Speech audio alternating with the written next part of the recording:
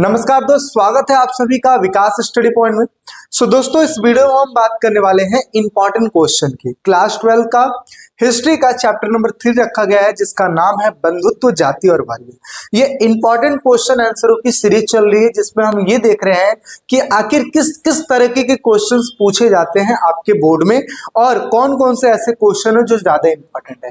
देखिए, अभी तक आपने जो भी तैयारी की है नोट्स के द्वारा, वो तो चलिए तैयारी आपने जैसा भी किया वैसे ठीक है, बट आपको ये आइडिया लगना जरूरी है कि आखिर किस किस तरीके से क्वेश्चंस पूछे जाते हैं बोर्ड में।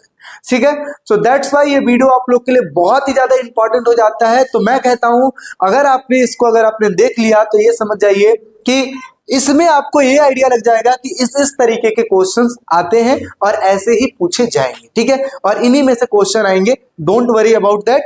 चलिए अब बात करते हैं। सबसे पहले चीज, कुछ इंफॉर्मेशन है जो मुझे देनी है।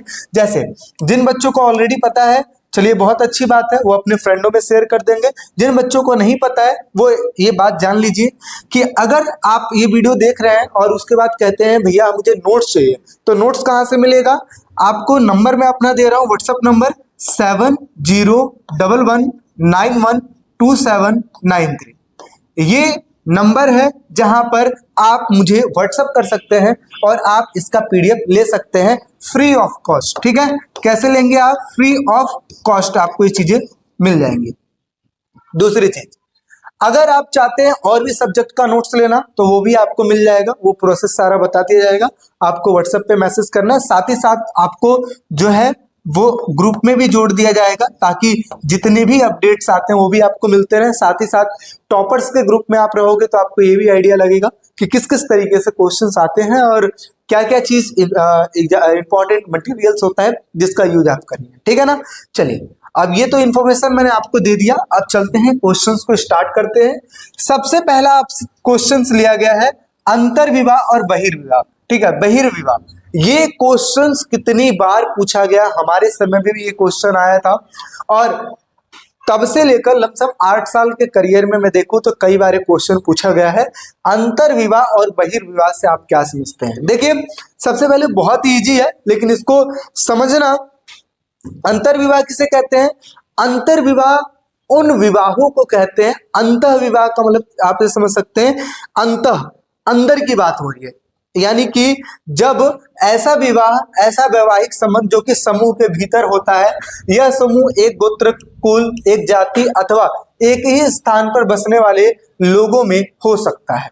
ठीक है, उसे हम क्या कहते हैं? अंतर्विवाह। अंतर्विवाह एक ऐसा विवाह जिसमें जो शादियां होती हैं अपनी ही जाति में होती है। इट मीन्स, जैसे आप ये समझ सकते हो कि आप किसी जाति से बिलोंग करते हो और आपकी जो शादी होगी वो कहीं दूर होगी लेकिन सेम कास्ट की होगी, मतलब आपका जो कास्ट होगा वही सामने वाले का भी कास्ट होएगा, उसे कहते हैं अंतर्विवाह। ठीक है, बात करते हैं आगे, बहिर्विवाह क्या होता है? बहिर्विवाह में होता है कि जब शादी गोत्र के बाहर की जाती है। इट मीन्स, जैसे ये अक्सर देखा जाता है, ये पश्चिम जो अपने पश्चिमोत्तर जो देश है वहां पे ऐसी चीजें चलती है जहां पर किसी से भी शादी कर लिया जाता है। ऐसे विवाहों को हम क्या कहते हैं? बहिर्विवाह कहते हैं। यहाँ पे एक चीज और आपको अच्छे तरीके से क्लियर हो, उसके लिए मैंने एक नोट भी बनाया है ताकि आपको और भी बातें अच्छे से क्लियर हो पाए कि अगर आपसे कोई ये पूछे कि भारत में क्या चलता है, अंतर्विवाह चलता है या फिर बहिर्विवाह चलता है, तो आप क्या कहेंगे कि भारत में जाति व्यवस्था की वजह से अंतःविवाह की प्रथा जो है वो कायम है। ऐतिहासिक शाही परिवार में भी अंतर्विवाह हुआ करता था।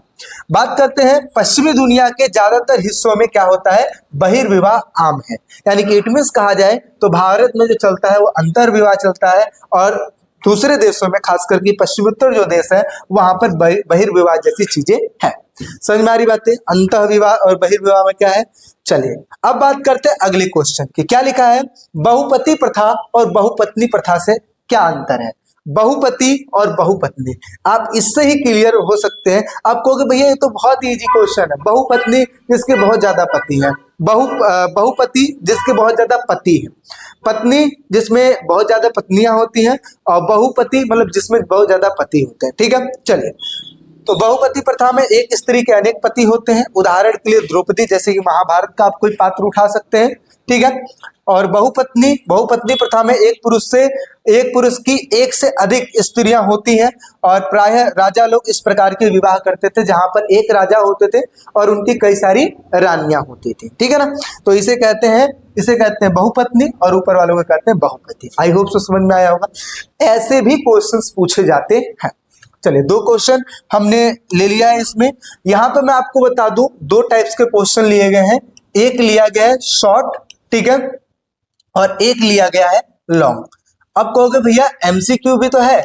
बिल्कुल, एमसीक्यू के लिए एक सेपरेट वीडियो बनाई जाएगी जिसमें ऑल ओवर जितने भी इस चैप्टर से इंपॉर्टेंट एमसीक्यू है वो आपको गिवन कर दिया जाएगा। चलिए अब बात करते हैं नेक्स्ट क्वेश्चन की, समझते हैं अगला क्वेश्चन क्या है। देखिए अगला क्वेश्चन आप लोग के लिए लिया गया है सबसे इंपॉर्टेंट क्वेश्चन, अभिलेख क्या होते हैं और इसे सावधानी से पढ़ना क्यों जरूरी होता है।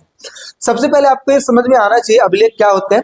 जैसा कि मैंने लास्ट वीडियो में बताया था, इट मींस पिछला जब चैप्टर मैंने कराया था उसमें मैंने बताया था कि जो अभिलेख होते हैं ये मजबूत सतह पर एक लेख लिखी जाती है, उसी को अभिलेख कहते हैं। अब कहोगे भैया आखिर ये लिखने की जरूरत ही क्यों है।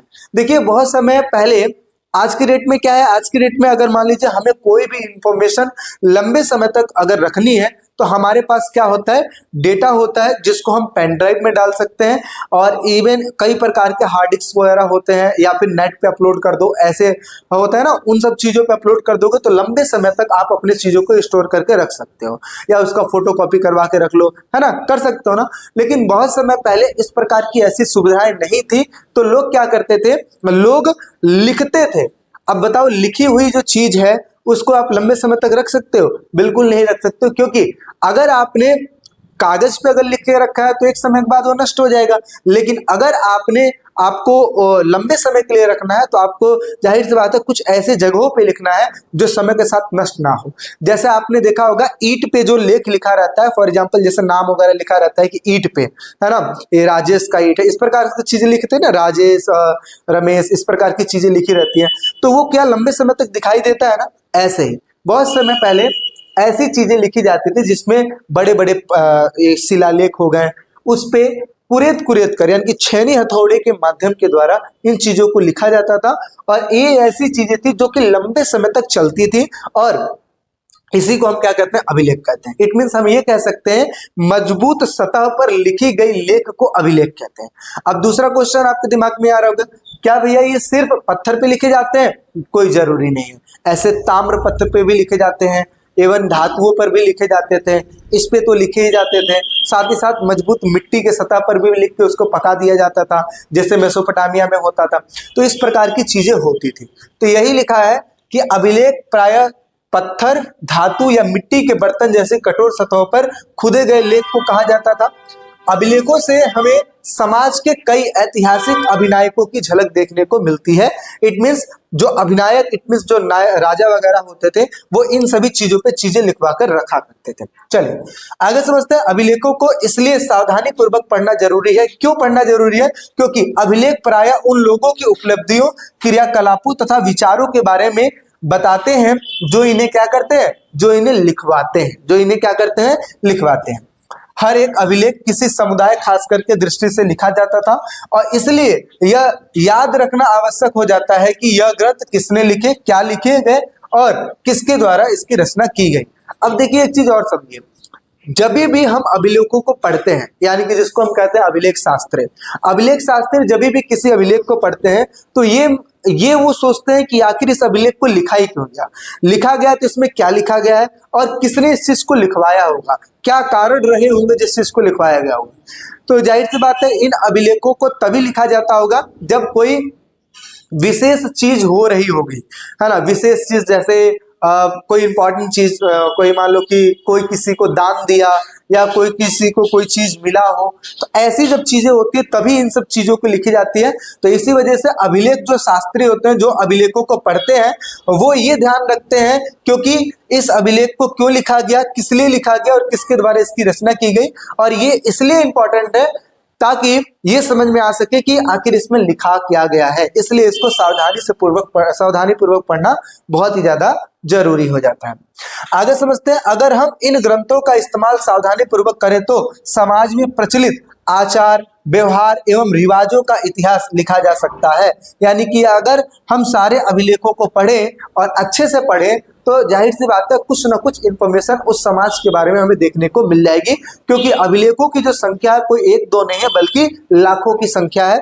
बट देखो इसमें दिक्कतें कहाँ आती है, उसको पढ़ पाना थोड़ा सा कठिन हो जाता है, क्योंकि उस समय का जो लैंग्वेज है आज के लैंग्वेज से डिफरेंट है, इस वजह से पढ़ पाना बहुत ज्यादा मुश्किल हो जाता है। ठीक है, चलिए, इसलिए हमने क्या समझा, अभिलेख क्या होते हैं और इसे सावधानी से पूर्वक पढ़ना क्यों जरूरी है। इसलिए पढ़ना जरूरी है सावधानी पूर्वक, ताकि कोई मिस्टेक ना हो जाए, क्योंकि अभिलेख लिखवाने का जो वो होता है, इंटेंशन होता है, सबका अलग अलग होता है। ठीक है, चलिए अगले क्वेश्चन की तरफ समझते हैं। पितृवंशिकता मातृवंशिकता में आप क्या समझते हैं। पितृवंशिकता एक ऐसी वंशिकता होती है जो पिता से चलती है और मातृवंशिकता जो माता से चलती है। ठीक है, तो पितृवंशिकता वो होती है जिसमें वंश परंपरा जो पिता फिर पौत्र फिर परपौत्र से चला जाता है। मातृवंशिकता वो होता है, मातृवंशिकता शब्द का प्रयोग हम तब करते हैं जहां पर वंश जो है किससे जुड़ा रहता है, माता से जुड़ा रहता है, उसे हम कहते हैं मातृवंशिकता। आगे बात करते हैं, अगला क्वेश्चन है, मनुस्मृति के अनुसार माता पिता की मृत्यु के बाद संपत्ति का बंटवारा किस प्रकार होना चाहिए। तो मनुस्मृति के अनुसार माता पिता की मृत्यु के बाद पैतृक संपत्ति का बंटवारा सभी पुत्रों को समान रूप से बांट देना चाहिए। देखिए हुआ क्या, महाभारत में आपने पढ़ा होगा या महाभारत अगर आपने कभी देखा होगा, ठीक है, महाभारत आपने देखा होगा, उसमें आपने ये चीज देखा होगा कि एक भूमि के लिए, मतलब ये समझो कि हस्तिनापुर नामक जो जगह था वहां पर पांडव और कौरव रहा करते थे और उस भूमि के लिए पांडव और कौरवों में लड़ाई हो गई थी। ठीक है, तो इसलिए लड़ाई हुई थी क्योंकि पहले ये चलता था कि सारी जो संपत्ति है एक पिता अपने सिर्फ बड़े पुत्र को दे देता था, सौंप देता था, ठीक है, ताकि उसका जो जनरेशन है वही उस चीज को आगे बढ़ा पाए।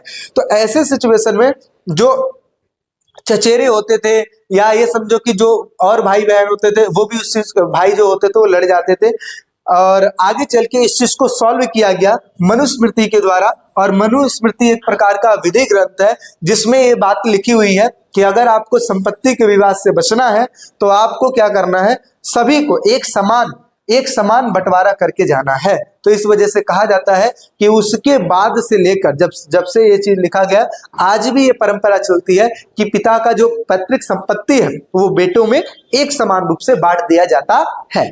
चलिए, कोई दिक्कत परेशानी नहीं, बिल्कुल नहीं होनी चाहिए, क्योंकि बहुत ही इजी क्वेश्चंस रखे गए हैं। मातृवंशिकता क्या होती है, जो माता के द्वारा चले। पितृवंशिकता क्या होती है, जो पिता के द्वारा चले।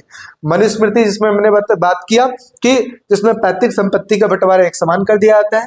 अभिलेख क्या होते हैं, मजबूत सतह पर लिखी गई लेख को अभिलेख कहा जाता है। सावधानी पूर्वक पढ़ना इसलिए जरूरी है ताकि पुरानी चीजों का हम कोई गलत मीनिंग ना निकाल ले, या फिर ये समझो कि अगर हम उसको अच्छे से पढ़ेंगे नहीं तो हमें समाज के बारे में प्रॉपर रूप से जानकारी नहीं मिल पाएगा। अंतर्विवाह क्या होता है, बहिर्विवाह क्या होता है, ये तो हमने देख लिया।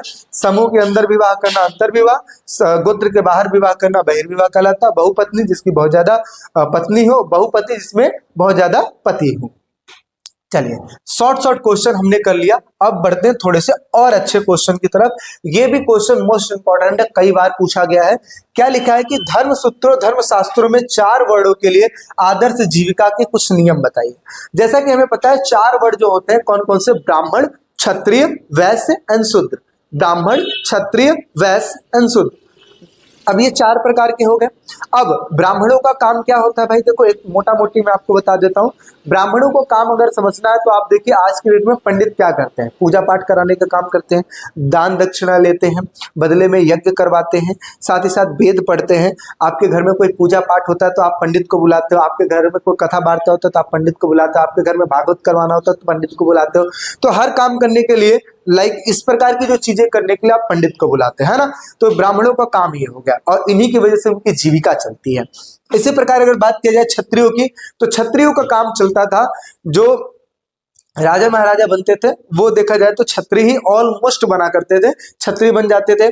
अच्छा, क्षत्रियों का काम होता था रक्षा करने का, साथ ही साथ वेद पुराणों का पाठन करवाना, लोगों की रक्षा करना, ये सब काम हो गया इनका।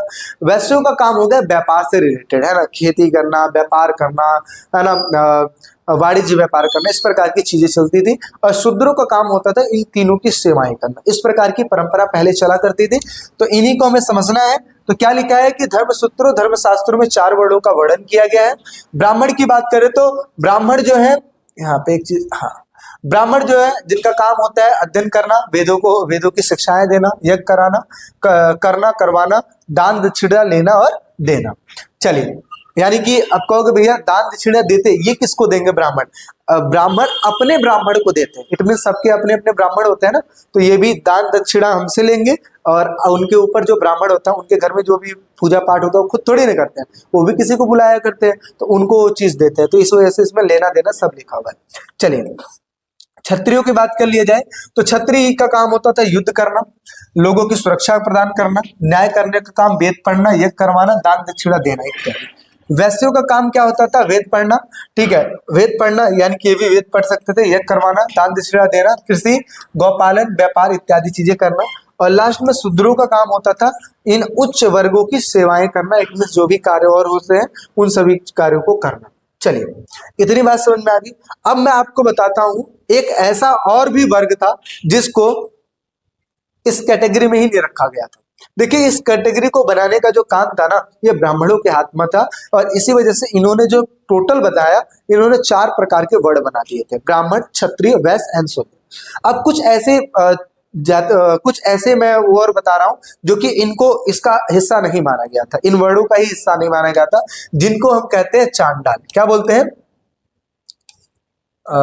चांडाल, ठीक है, जिसके बारे में आगे पढ़ेंगे कि चांडाल कौन होता है और किस प्रकार की चीजें करते हैं। तो देखिए, चांडालों की अगर मैं बात करूं, चांडालों की बात करूं तो शायद नेक्स्ट आपको मिलेगा, बट चलो कोई नहीं, ऐसे ही मैं आपको बता देता हूं कि चांडाल कौन थे। चांडाल एक ऐसा वर्ग कहा जाता था जो इस वर्गों की कैटेगरी में नहीं आते थे, जिनका काम ये होता था गांव के बाहर रहना है और जो मरे हुए मृतक जो होते थे उनका अंत्येष्टि करने का, मतलब दाह संस्कार जो भी है वो चीज करने का, फेंकी गई वस्तुओं का इस्तेमाल करना और जो भी उस मृतक से रिलेटेड जो भी वस्तु होती थी उनका इस्तेमाल करते थे, वही चीज पहनते थे।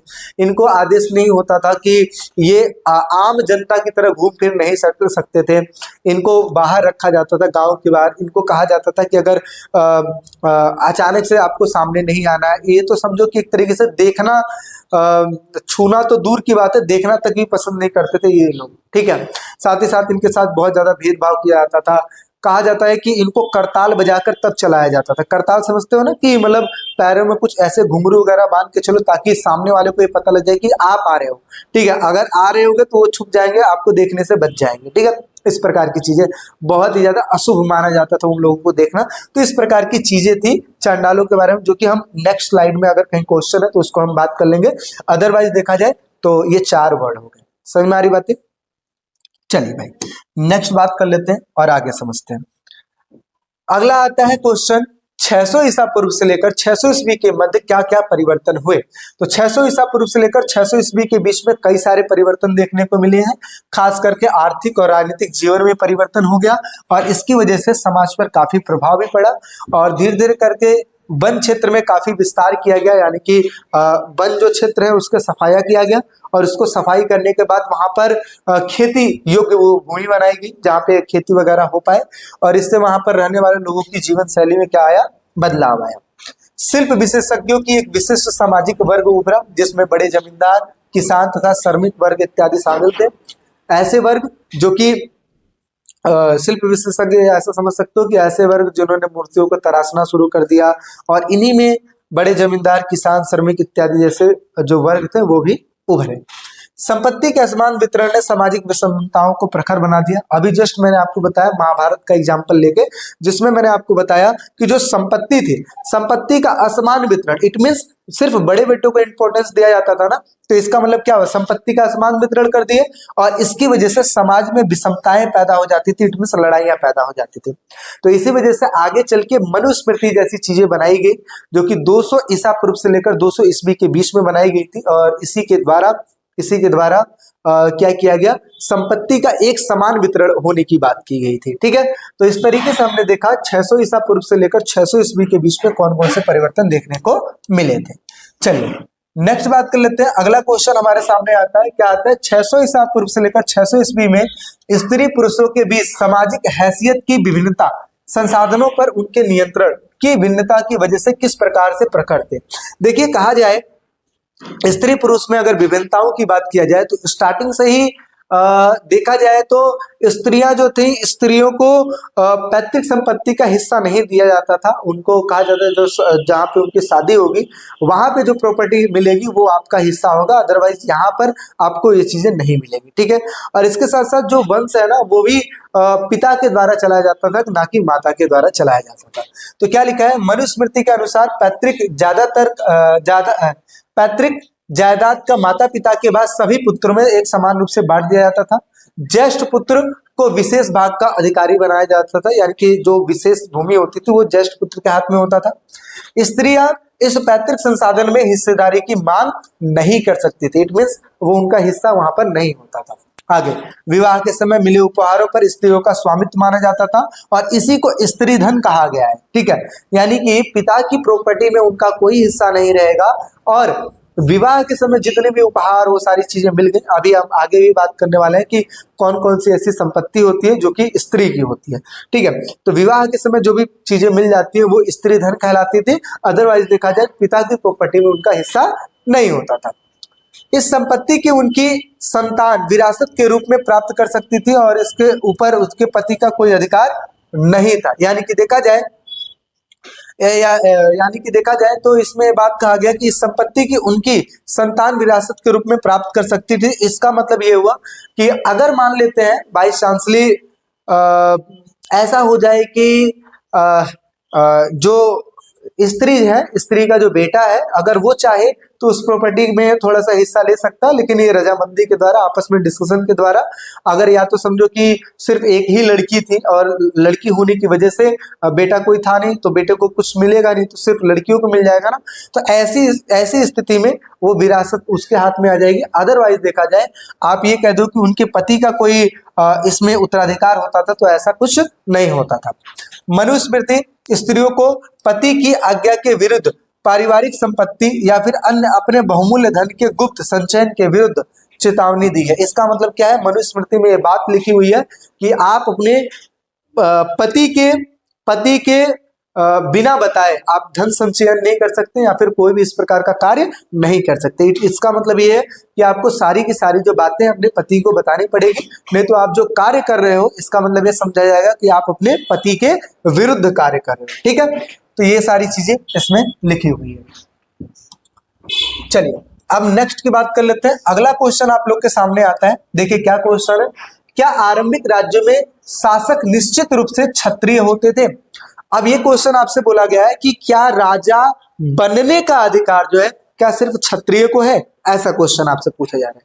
इससे पहले मैं आपको और दिखा दूं, ये जो चीज है, क्या इसमें अगर आप लोग को कोई भी डाउट लग रहा हो तो एक बार जरूर पढ़िएगा। इसमें ज्यादा कुछ नहीं लिखा, बस इतना आपको इसे समझ के रखना है कि स्त्रियों को संपत्ति में कोई हिस्सा नहीं होता था और वो अपने पति को बिना बताए कुछ कार्य नहीं कर सकती थी, धन संचयन करने का भी काम नहीं कर सकती थी। जो पैतृक संपत्ति का हिस्सा है वो सिर्फ बेटों को बांट दिया जाता था, जिसमें से बड़े बेटों को ज्यादा उत्तराधिकारी द्वारा दिया जाता था। यही बातें आपको लिखनी है और बाकी पीछे का तो ये सब आपको समझ ही आया होगा। ठीक है, कहीं भी अगर डाउट हो तो एक बार पॉज कीजिएगा, थोड़ा सा बैक जाइएगा एंड देन पढ़िएगा। ठीक है, चलिए आगे इन क्वेश्चन का आंसर समझते हैं क्योंकि मोस्ट इंपॉर्टेंट क्वेश्चन है। क्या लिखा है, क्या आरंभिक राज्यों में शासक निश्चित रूप से क्षत्रिय होते थे? तो ऐसा कहा जाता है कि राजा बनने का अधिकार क्षत्रियों को था, बट ये कोई कंपलसरी नहीं था कि हर जगह ऐसी चीजें हो। देखो, कहा जाता है कि राजा कौन बन सकता है, राजा हर वो व्यक्ति बन सकता था जिसके अंदर कैपेबिलिटी हो कोई कार्य करने की, जिसके अंदर योग्यताएं हो कोई कार्य करने का, जिसके अंदर क्षमता हो किसी से लड़ने का, जिसके अंदर ये समझो कि डिसीजन मेकिंग पावर हो, जो सबको जोड़ के रख सकता हो, जो सबका ध्यान रख सकता हो, जो साम्राज्य चला सकता हो। हर व्यक्ति बन सकता है जिसके अंदर ये प्रतिभा हो। समझ में आ रही बात? तो राजा बनना कोई ऐसा जरूरी नहीं था कि आप क्षत्रिय जाति से बिलोंग करेंगे, क्षत्रिय वर्गों से बिलोंग करेंगे तो ही आप राजा बन सकते हो, ये कोई कंपलसरी नहीं था। इसमें और भी कई सारे एग्जाम्पल दिए जाएंगे जिसके माध्यम से आप चीजों को क्लियर कर लेंगे। क्या लिखा है, शास्त्रों के अनुसार राजा का पद कोई महत्वपूर्ण राजवंशी की उत्पत्ति दूसरे वर्षों से भी थी, यानी कि कहा जाए कि राजा बनने का जो वो चीज था जरूरी नहीं कि राजवंशों से ही था, बल्कि ये कई सारे वर्णों से भी हो जाता था। जैसे मौर्य वंश के संस्थापक जिनको हम कहते हैं चंद्रगुप्त मौर्य, आखिर वो भी मौर्य वंश का संस्थापक था या वो राजा था? तो क्या चंद्रगुप्त मौर्य, कुछ लोग ये कहते हैं कि वो क्षत्रिय थे, कुछ लोग कहते हैं कि वो क्षत्रिय नहीं थे। तो आप बताइए क्या वो राजा नहीं बने? बने ना, क्योंकि उसके अंदर प्रतिभा थी। और प्रतिभा किसके द्वारा आई? जो उनके गुरु थे चाणक्य, उनके द्वारा आई थी। तो यही बात लिखा है। मौर्य वंश के संस्थापक चंद्रगुप्त मौर्य के विषय में इतिहासकार मतभेद है और कुछ इतिहासकार उसे निम्न कुल का मानते हैं, जबकि बौद्ध धर्म के अनुसार देखा जाए तो उनको क्षत्रिय माना जाता है। यानी कि कुछ लोग क्षत्रिय बताते हैं तो कुछ लोग कहते हैं कि वो निम्न कुल के थे। चलिए आगे बात करते हैं इस प्रकार के और एग्जाम्पल। जैसे मौर्य के उत्तराधिकारी जिनको कहा जाता है शुंग और कण्व, ये क्या थे? ब्राह्मण थे। अभी तो हमने बात किया सिर्फ क्षत्रिय राजा बन सकते थे, लेकिन अभी यहाँ पे हमें क्या समझ आया कि ब्राह्मण बन रहे हैं। इसका मतलब हम ये समझ सकते हैं कि राजा कोई भी बन सकता था, बस अंदर कैपेबिलिटी होनी चाहिए। वास्तुतः राजनीतिक सत्ता का उपभोग हर वो व्यक्ति कर सकता था जो कि समर्थन और संसाधन जुटा सके, यानी कि जनता के लिए संसाधन जुटा सके, किसी के ऊपर आक्रमण करके उसको जीत सके, ऐसी प्रतिभा का धनी। राजत्व तो क्षत्रिय कुल में जन्म लेने पर शायद ही निर्भर था। जरूरी नहीं है कि आप राजा की फैमिली से बिलोंग करो तो ही आप राजा बनोगे, कैसे भी आप बन सकते थे। शको ये जो है ये भी एक प्रकार का वंश है। शको को जो कि मध्य एशिया से आए थे, जिनको मलक्ष समझा जाता था, बर्बर समझा जाता था, जो कि अन्य देशीय माने जाते थे, अन्य देशों से आए हुए व्यक्ति माने जाते थे। प्रसिद्ध सातवाहन शासक गोमती पुत्र श्री सातकर्णी ने स्वयं को एक ब्राह्मण बताया कि मैं एक ब्राह्मण हूं लेकिन फिर भी मैंने राज किया। ठीक है, सातवाहन स्वयं को ब्राह्मण वर्ण बताते थे, जबकि ब्राह्मणी शास्त्र के अनुसार राजा बनने का अधिकार क्या है? सिर्फ क्षत्रियों का था। यानी कि अगर देखा जाए तो ब्राह्मणी शास्त्र में ऐसा लिखा हुआ है कि राजा बनने का अधिकार सिर्फ क्षत्रियों का था, बट ऐसा कोई जरूरी नहीं था कि राजा सिर्फ क्षत्रिय बन सकते थे, हर कोई बन सकता था जिसके अंदर कैपेबिलिटी हो। तो ये सारे एग्जाम्पल आपको लिख देने हैं। और ये क्वेश्चन कितने नंबर में आता है? 4 मार्क्स में आता है। चलिए आगे बात कर लेते हैं। तो ये बात समझ में आ गई, क्या आरंभिक राज्यों में शासक निश्चित रूप से क्षत्रिय होते थे? चलिए अब बात करते हैं नेक्स्ट क्वेश्चन की।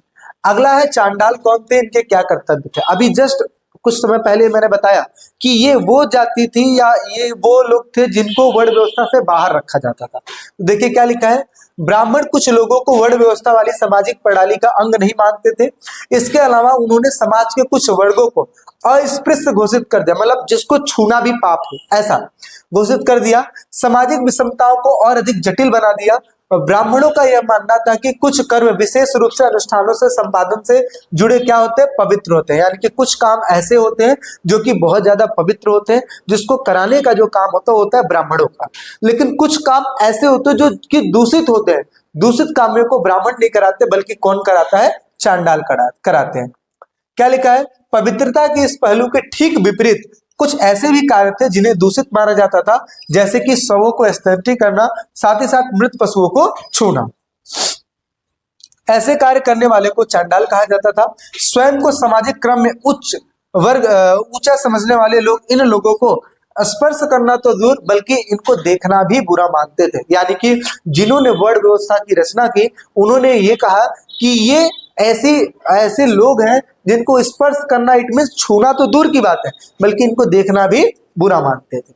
आगे चांडालों के कर्तव्य क्या होते थे? कर्तव्य इट मींस काम क्या होते थे? काम ये होते हैं, चांडालों के कर्तव्य की सूची मनुस्मृति में मिलती जुलती है। अच्छा, उन्हें गांव से बाहर रहना होता था, फेंके हुए बर्तनों का इस्तेमाल करते थे, मृत लोगों के आभूषण पहनते थे, यानी कि जो मरे हुए लोग हैं उनके जो आभूषण वगैरह उन सब चीजों को पहनते थे। रात्रि में वे गांव तथा नगरों में चल फिर नहीं सकते थे, क्योंकि रात्रि में सडनली अचानक से आ जाएंगे ना, तो ऐसे सिचुएशन में वो चलना भी होता था, तो उनको करताल बजाकर ही चलना होता था। चलिए अच्छा, अब आपके दिमाग में क्वेश्चन आया होगा कि जो चांडाल है उनके बारे में हमें चीजें कहाँ से मिलती हैं, तो दो चीजें, एक ब्राह्मणी ग्रंथ जो जिसकी रचना ब्राह्मणों ने की थी, और एक अब्राह्मणी ग्रंथ जिनकी रचना कोई दूसरा वर्ग किया था। दोनों में ही सिमिलर देखने को मिला है, यानी कि ब्राह्मणी ग्रंथ अब्राह्मणी ग्रंथ दोनों में ही एक समान बातें चांडालों के बारे में लिखी गई है। इट मीन्स हम ये कह सकते हैं कि आखिर जो चांडालों के बारे में जो बातें लिखी गई वो बिल्कुल ही सही थी। ठीक है, कि उनके साथ ऐसे ऐसी चीजें होती थी। इसके साथ साथ दो और यात्री थे जिनका नाम था, यहाँ पे देखिए क्या लिखा है, चीनी यात्रियों का वृत्तांत, जो उन्होंने चांडालों के बारे में लिखा। अब ऐसे दो यात्री हैं जो कि चीन से भारत आए थे, उन्होंने भी चांडालों के बारे में जिक्र किया है अपनी पुस्तक में। क्या क्या लिखा है इस चीज को समझते हैं। पहले वाले का नाम है फासियान। फासियान क्या कहते हैं, चीन से आए बौद्ध भिक्षु का फासियान का कहना है कि स्पर्श लोगों को अस्पृश्य लोगों को सड़क पर चलते हुए करताल बजाकर चलना होता था। अपने होने की जानकारी देनी पड़ती थी जिससे दूसरे लोग उन्हें देखने के दोष से बच जाए। यानी कि कुछ करताल बजा के चलो, यानी कि ऐसे चलो कि ताकि सामने वालों को पता लग जाए कि आपकी जो समूह है वो आ रही है और वो लोग देखने से बच जाए, वो दूर हट जाए। आगे दूसरा जो व्यक्ति था जिसका नाम था वेत्सांग। वेत्सांग एक अन्य चीनी तीर्थयात्री का कहना है कि जल्लादों तथा सफाई करने वाले लोगों को नगर से बाहर रहना पड़ता था। अब्राह्मणी ग्रंथ तथा ब्राह्मणी ग्रंथ दोनों में ही चांडालों के बारे में सेम जानकारी देखने को मिलती है, लेकिन कभी कभी एक अलग सामाजिक वास्तविकता का भी इशारा देखने को मिलता है। यानी कि अगर ऑल अबाउट देखा जाए, इसके बारे में कहा जाए, तो ये कहा जा सकता है कि चांडालों के बारे में जो बातें लिखी गई है वो लमसम देखा जाए 90% या 95% वो सही है। कुछ कुछ चीजों में वास्तविकता अलग नजर आती है, लेकिन ऑलमोस्ट देखा जाए चीजें सही लिखी गई। ठीक है, तो ऐसी ही चीजें हैं जिसमें हमने ये समझा कि चीनी यात्रियों ने चांडालों के बारे में ये बातें की हुई है। चलिए, अब ये तो सबसे इजी टॉपिक है, ये तो आपको ऐसे ही याद होना चाहिए। कैसे? मनुस्मृति के अनुसार पुरुष कितने तरीकों से धन अर्जित कर सकते हैं। तो देखिए, मनुस्मृति के हिसाब से अगर देखा जाए तो 7 ऐसे तरीके बताए गए जिसके द्वारा एक पुरुष को पैसे प्राप्त होते हैं। जैसे सबसे पहला होता है विरासत। विरासत का मतलब क्या होता है कि ऐसी संपत्ति जो कि आपके वंश परंपरा से मिलती है। जैसे दादा को उनके पापा से मिला था, दादा ने फिर पापा को दिया, पापा ने फिर हमें दिया, हमने अपने बच्चों को दिया, उन्होंने अपने बच्चों को दिया। इस प्रकार से ऐसी चीजें जो चलती चली आ रही है, इसे ही कहते हैं विरासत। विरासत में मिला हुआ है।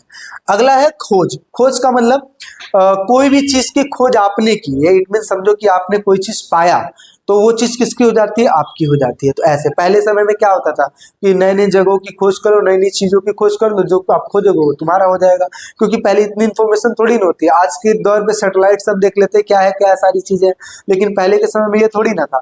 चलिए, अगला है खरीद। आपने कहीं कोई चीज खरीद रखा है तो किसकी संपत्ति होगी? वो आपकी संपत्ति होगी विजय प्राप्त करके। पहले की डेट में, पहले के समय में एक राजा दूसरे राजा पर आक्रमण कर देता था। आक्रमण करने के बाद उसकी सारी संपत्ति को खुद ही ले लेता था, उनको नौकर बना देता था। तो ऐसे विजय प्राप्त करके आप उनकी संपत्ति का उपभोग कर सकते हो। निवेश करके कहीं इन्वेस्ट कर दो, धीरे धीरे वो बढ़ता रहेगा, वो सारी संपत्ति आपकी हो जाएगी। अगला कार्यों के द्वारा। आप कहीं कार्य करो, बदले में आपको पैसा मिल रहा है, तो आप कहीं कार्य करोगे, बदले में आपको पैसा मिलेगा, तो किसका पैसा है? वो आपका पैसा है। अगला सज्जनों द्वारा दी गई भेंट को स्वीकार करके, यानी कि आपको किसी ने कुछ दे दिया तो ये भी जो है वो आपका ही हो जाता है। इट मीन्स हमें देखा जाए तो टोटल 7 ऐसे तरीके हैं जिसके माध्यम से हम समझ सकते हैं कि मनुस्मृति ने ये सारी बातें लिखी। 7 तरीकों के द्वारा पुरुष वर्ग धन अर्जित कर सकते हैं। ऐसे ही बात करते हैं स्त्रियों की, जहां पर स्त्रियां भी धन अर्जित करती है। कैसे करती है वो देखा जाए। स्त्रियों को कहा गया है कि 6 तरीके ऐसे हैं जहां से वो पैसा अर्जित कर सकती है। कौन कौन से तरीके हैं? सबसे पहला है वैवाहिक अग्नि के सामने। इट मीन्स जब विवाह होता है तो विवाह के दौरान बहुत सारे उपहार दिए जाते हैं स्त्री को। ऐसे उपहार को स्त्रियों का भेंट माना जाता है। इट मीन्स उनकी संपत्ति माना जाता है।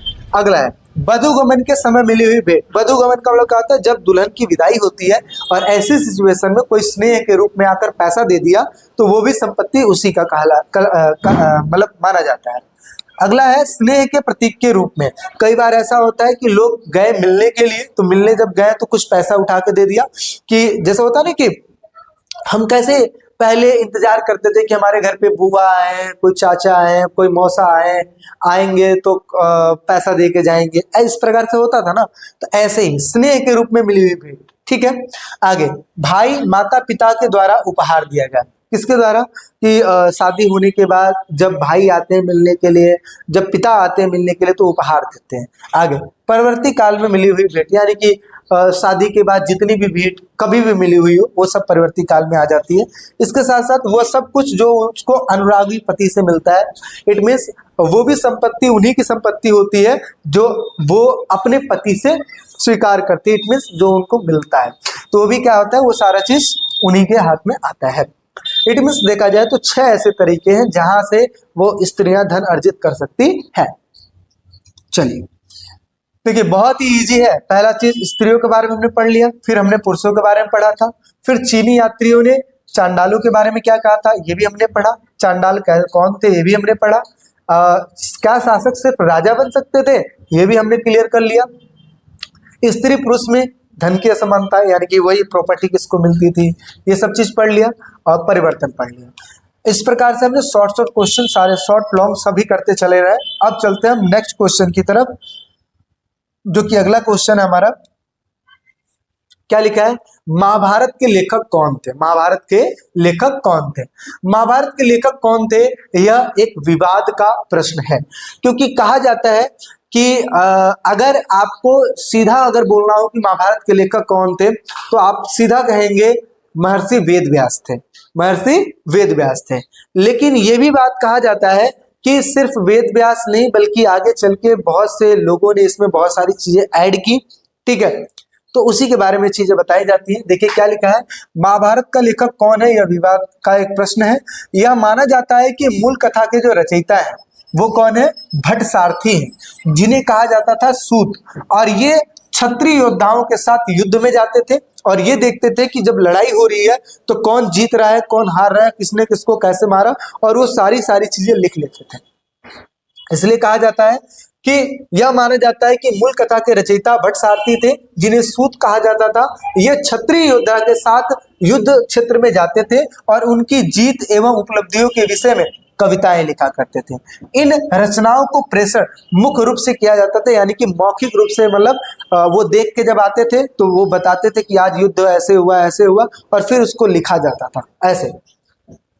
5वीं सदी ईस्वी पूर्व में ब्राह्मणों ने इस कथा परंपरा पर अपना अधिकार कर लिया और इसे अपने तरीके से लिखा।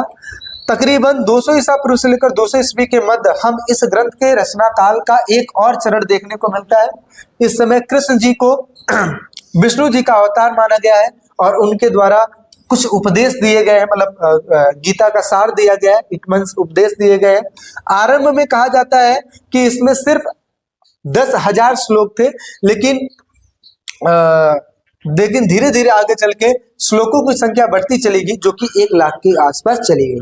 आगे साहित्य परंपराओं में इस बृहत ग्रंथ के रचना कहा जाता है ऋषि व्यास को माना जाता है, ऋषि महर्षि वेद व्यास को माना जाता है।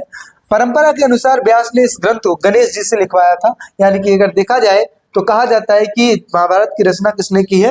महर्षि वेद व्यास ने की है, जिसको लिखने का कार्य श्री गणेश जी ने किया था। और इससे दूसरे महाकाव्यों में युद्धों, वनों, राजमहलों एवं बस्तियों का जीवांत चित्रण किया गया है। 1951 से 52 में पुरातात्विक जिनका नाम था बीबी लाल ने मेरठ जिले में उत्तर प्रदेश के हस्तिनापुर नामक एक गांव में उत्खनन भी किया था, यानी कि खुदाई की थी और उसमें ये देखने का प्रयास किया था कि जिन भी चीजों के बारे में अगर हम पढ़ रहे हैं क्या वास्तविकता उसकी है या नहीं है, उन सभी चीजों को उन्होंने खोजा था। ठीक है, आगे समझते हैं। अगला क्वेश्चन लिखा है कि महाभारत एक गतिशील ग्रंथ है, से क्या अभिप्राय है? तो देखिए गतिशील ग्रंथ इसको क्यों कहा गया है? महाभारत को गतिशील ग्रंथ इसलिए कहा गया है क्योंकि महाभारत में चेंजेस होते रह रहे हैं, परिवर्तन होते रह रहे हैं। सबसे पहले चीज महाभारत में देखो धीरे धीरे करके सारी चीजों को खोजा गया, फिर उसमें बहुत सारी चीजें ऐड होती चली गई, जैसे जैसे जो चीज मिलता गया ऐड होती चली गई। साथ ही साथ महाभारत कोई एक लैंग्वेज में नहीं लिखी गई, बल्कि उसमें हर एक लैंग्वेज में लिखी गई ताकि जो लोग हैं लोग उसको इजिली पढ़ पाए, तो हर एक लैंग्वेजों में इसके बारे में लिखी गई है। इस वजह से हम ये कह सकते हैं कि महाभारत एक गतिशील ग्रंथ है। क्या लिखा है? महाभारत का विकास केवल संस्कृत भाषा तक ही सीमित नहीं था।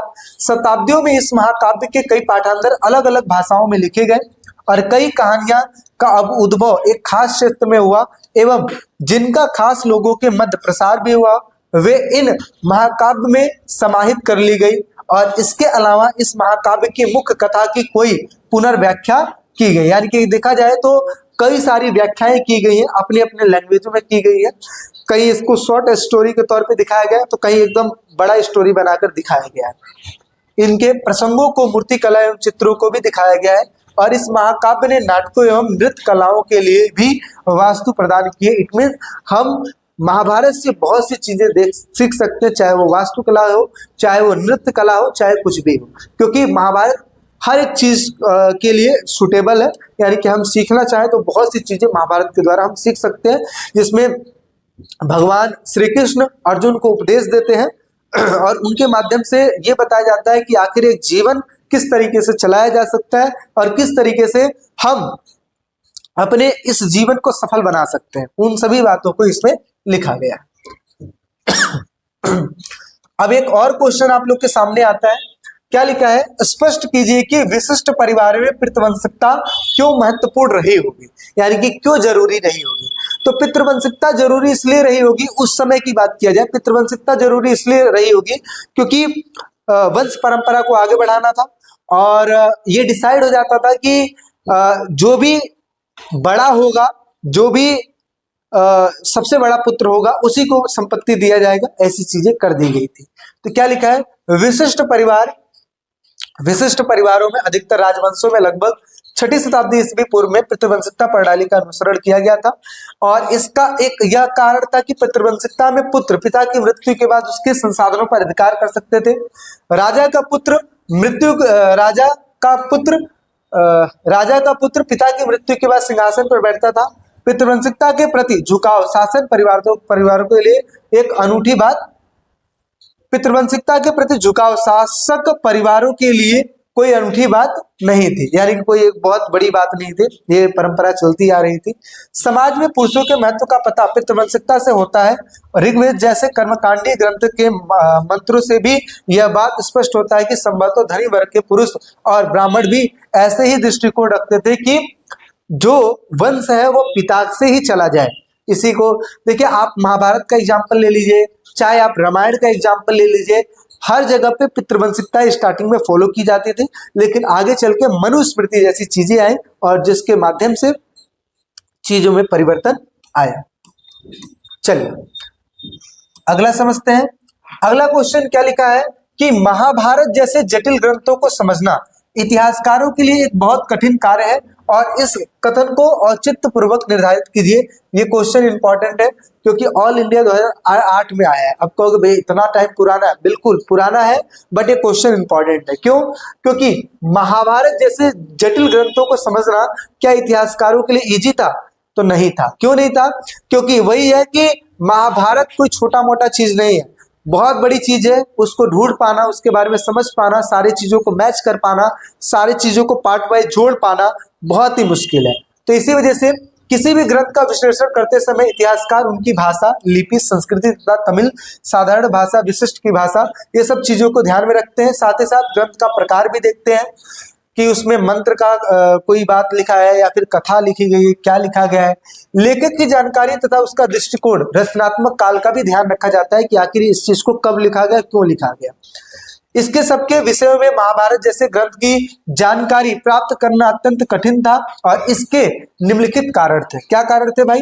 जिस महाभारत ग्रंथ का हम अध्ययन करते हैं वह संस्कृत भाषा में है, परंतु इसकी भाषा वेदों की संस्कृति से कहीं अधिक सरल थी। यानी कि देखा जाए कि जिस महाभारत ग्रंथ का हम अध्ययन करते हैं वह संस्कृत भाषा में है, परंतु अगर देखा जाए तो ये वो संस्कृत भाषा है जो जिसमें अगर देखा जाए तो वेदों से भी बहुत ही इजी वे में हम इसको समझ सकते हैं।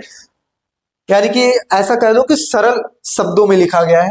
महाभारत की विषय वस्तु को दो शीर्षकों में रखा गया है, एक को हम कहते हैं आख्यान और दूसरे को कहते हैं उपदेशात्मक। आख्यान में एक तरीके से कहानी आ जाता है, उपदेशात्मक में उपदेश आ जाता है, जैसे भगवान श्री कृष्ण ने अर्जुन को उपदेश दिया था। ठीक है, संभवतः उपदेशात्मक अंश को बाद में इसको जोड़ा गया, यानी कि उपदेशात्मक बाद में जोड़ा गया था।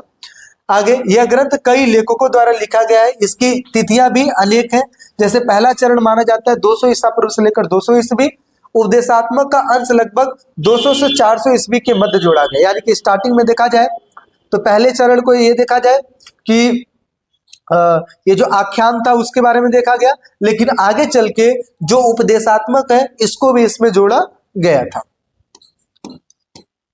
आगे, यह ग्रंथ कई लेखकों द्वारा लिखा गया था। इसकी तिथियां भी अनेकों हैं। जैसे पहला चरण 200 ईसा पूर्व से लेकर 200 ईस्वी था। उपदेशात्मक को 200 से लेकर 400 ईस्वी में इसको जोड़ा गया। यानी कि पहले 200 ईसा पूर्व से लेकर 200 ईस्वी के बीच में आख्यान के बारे में पता लगा, एक कहानियों के बारे में पता लगा, लेकिन आगे चल के उपदेशों के बारे में जब पता लगा तो ये भी उसमें जोड़ दिया गया कि महाभारत कोई एक चीज नहीं है, बल्कि इसमें दो चीजें, एक कहानी भी है और एक उपदेश भी है। महाभारत में युद्धों, वनों, राजमानों, बस्तियों का चित्रण भी किया गया है। परंतु क्या मेरठ के पास हस्तिनापुर नामक गांव में काव्यों में वर्णित हस्तिनापुर था या मात्र लेखकों की कल्पना थी? यह एक अनुत्तरित प्रश्न है। लेकिन आगे चल के एक पुरातात्विक थे बीवी लाल, इन सब चीजों पे खोज की और उन्होंने सारी बातें क्लियर की। इसी प्रकार द्रौपदी का जो विवाह था वो बहुपति विवाह का एक उदाहरण है और इसके विषय में लेखकों को भिन्न भिन्न प्रकार के स्पष्टीकरण भी देखने को मिलते हैं। कई बार इतिहासकार ये भी कंफ्यूज हो जाते हैं कि क्या महाभारत में जो भी चीज दिखाई गई है या बताई गई है क्या वो सही है कि नहीं है। ऐसा नहीं। इस प्रकार यह कथन उचित है कि महाभारत जैसे जटिल ग्रंथ को समझ पाना वास्तविक अगर देखा जाए तो इतिहासकारों के लिए क्या है, एक बहुत कठिन कार्यों में से एक है। समझ में आ रही बातें? चलिए अब एक लास्ट क्वेश्चन ले लेते हैं, वही कि पुरातात्विक विधि बीबी लाल ने मेरठ के जिले हस्तिनापुर में जो इन्होंने उत्खनन किया था उसमें क्या क्या चीजें मिलती हैं और किस प्रकार से मिलती हैं वो चीज समझते हैं। तो देखिए क्या लिखा है, बीबी लाल को हस्तिनापुर नामक स्थान पर उत्खनन से क्या क्या साक्ष्य मिले। सबसे पहले बीबी लाल को यहाँ आबादी के 5 स्तरों के साक्ष्य मिलते हैं कि आबादी जो है 5 स्तरों में बटी पड़ी है। दूसरे स्तर में लगभग 12वीं से लेकर 7वीं शताब्दी तक की आबादी है, जिसमें आवास गृहों की कोई निश्चित परियोजना नहीं मिली है, परंतु मिट्टी के बनी दीवार तथा कच्ची मिट्टी की ईंटें भी देखने को वहां पे मिली है। देखो कहा जाता है कि महाभारत कोई आज की घटना नहीं है, अभी हाल फिलहाल में घटित हुई ऐसी कोई घटना नहीं है, बहुत पुरानी घटना है।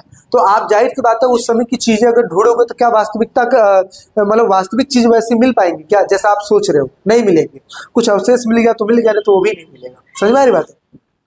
आगे, सरकंडे के छाप वाले मिट्टी के प्लास्टर की खोज इस बात की ओर इशारा करती है कि कुछ घरों की दीवारें सरकंडे की बनी थी जिस पर मिट्टी के प्लास्टर भी थे, यानी कि सरकंडे से घास फूस की झोपड़ी और उसके ऊपर मिट्टी की चीजें लेप दी गई, ऐसी भी चीजें देखने को मिली।